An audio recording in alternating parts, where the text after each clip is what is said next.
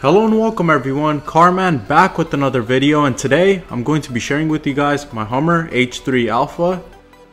And today I'm going to be sharing with you guys on how to reset and clear the change oil light on your dash.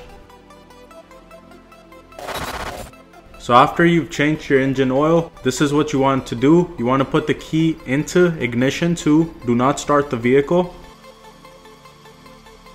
And then you're going to press this button and find the oil life reset screen. So on either one of these screens, you're going to press and hold this button down. And after a couple seconds, you're going to hear this beep. And you can let go. Again, this is how the beep sounds. Once you hear this beep, you can let go and start your Hummer, and the message will be gone. So I hope this video helped you guys out. Please don't forget to hit the like and share button, and I'll see you guys soon with another video. Thank you.